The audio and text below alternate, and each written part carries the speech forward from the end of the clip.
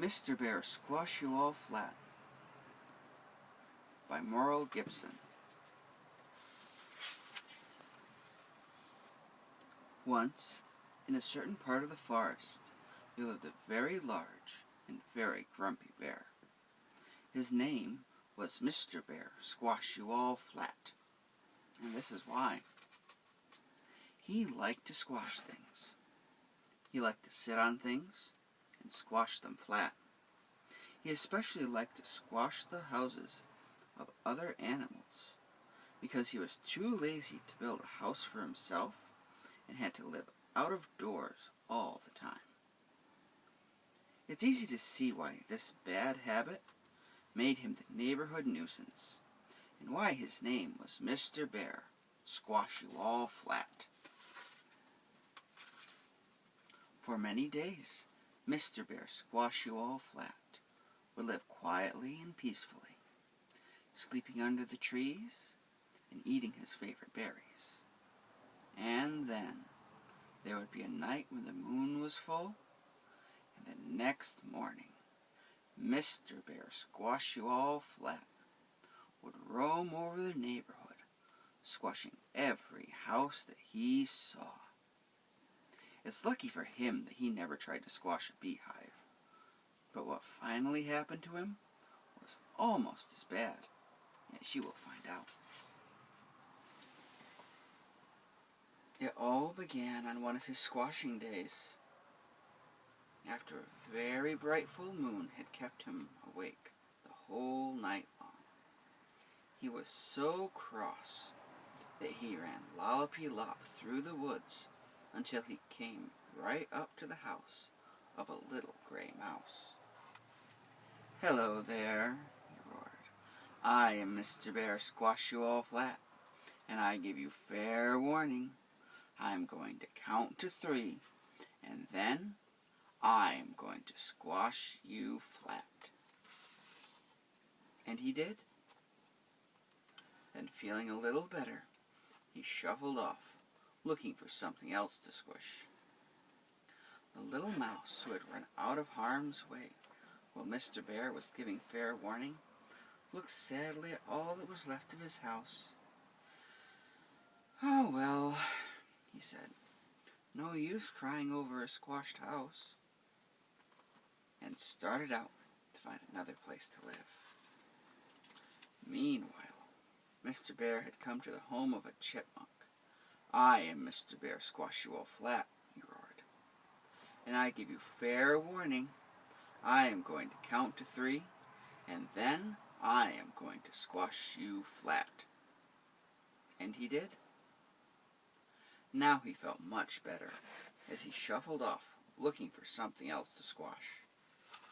The chipmunk had heard Mr. Bear coming and had hidden behind a bush.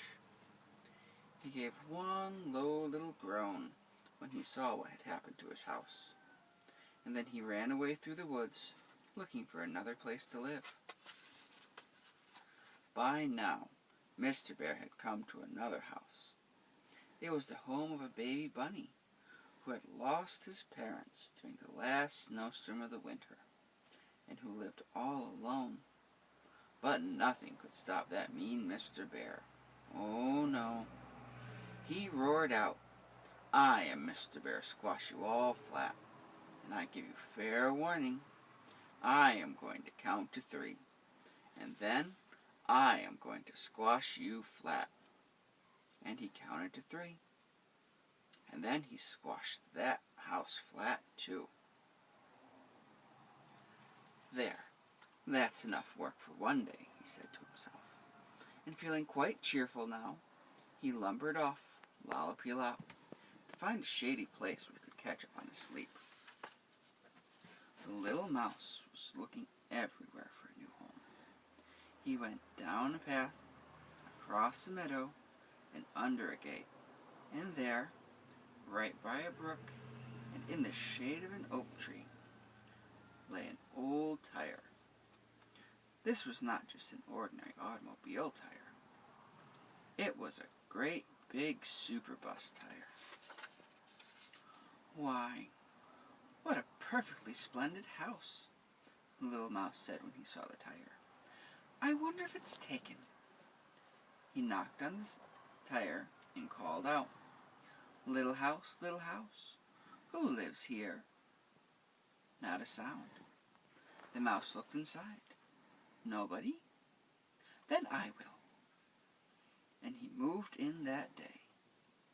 The next day, he repainted all of the woodwork. The next day, the chipmunk came scampering along. He stopped when he saw the tire. "Ah," he said to himself, "one of those modern houses. And running water, too." He called out, little house, who lives here?" "Nobody but me," answered the mouse, looking out of a window that he had made just that morning to catch the morning sun. "Are you looking for a place to live?" "Oh, yes, indeed I am," said the chipmunk, giving one great bounce to show that he really meant it. "Well, come inside then. Let's live together." And the chipmunk moved right in. The next morning, along came the baby rabbit. He had been lost twice, and was beginning to think that he'd never be able to settle down again. When he saw the old tire, right away he called out, little house, who lives here?" "We do," said the chipmunk and the mouse, looking out at him. "Come and live with us if you want to. There's plenty of room for one more." So the baby rabbit moved right in. This made the tire quite full, so the mouse hung out a no vacancy sign, and all three of them lived happily together for some time. Then one night, the moon was full and bright, and early the next morning, lollopy-lop, down the path, across the meadow, and over the gate, came that neighborhood nuisance, that large and grumpy Mr. Bear Squash-You-All-Flat, as cross as he could be. The baby rabbit, out getting his breakfast, saw him coming, and ran back to warn the mouse and the chipmunk. They all three hid behind the oak tree and trembled, and hoped that Mr. Bear would pass by without seeing their house. But he did not pass by. He stopped at the brook to get a drink of water, and he saw the old tire.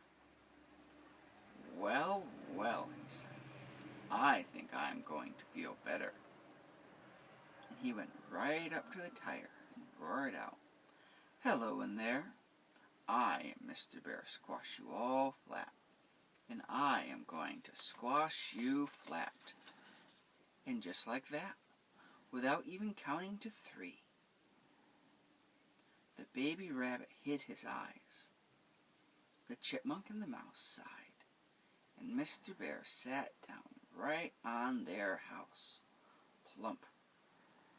But nothing happened. That is, nothing happened except that Mr. Bear bounced, a gentle little bounce into the air, and the tire was the same as ever. Mr. Bear stood up and looked at the tire.